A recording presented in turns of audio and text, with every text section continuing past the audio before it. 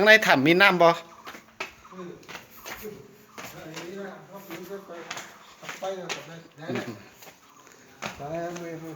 เย็นนี่นะเข้ามาในเนาะ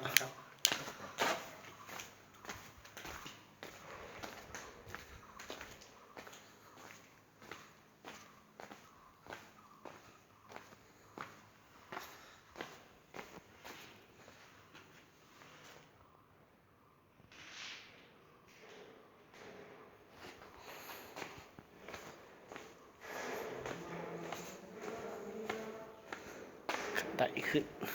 มืดแท้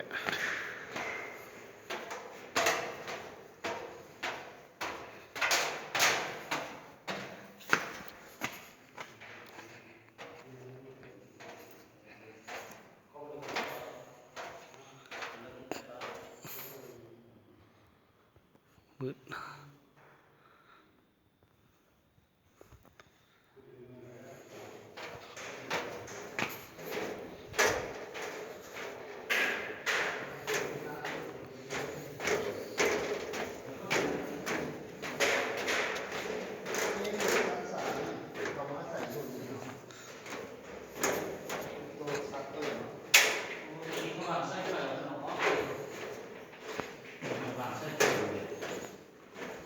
ไฟ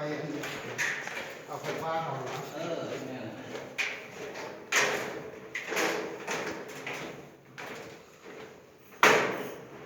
มันย้ายไปฮอดใส่หัวหน้านี่800 เมตรของมัน800โอ้ 800ตันบ่ปั่นโอ้คือเขากำลังวางสายไฟเนาะวางนะเขาเอาไปแล้วที่เขาอืม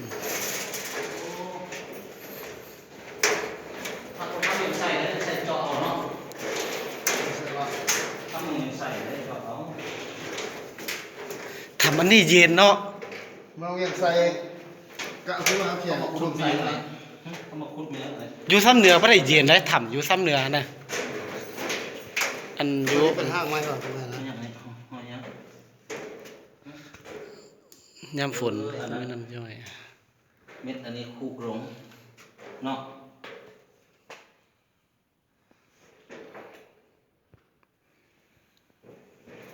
โอ้ยยังไปยังมาให้เรียนที่นี่ไม่ได้เข้าไปบนอะไรนะ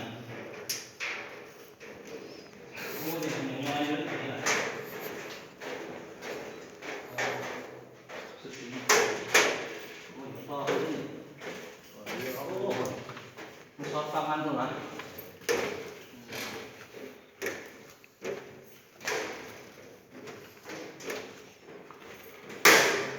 ยามฝนคือสิมีน้ำละแค่นี้ละน้ำย่อยเนาะ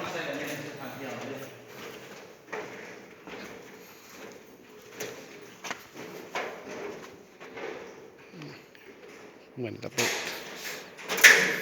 โลป้ายแล้วเนาะ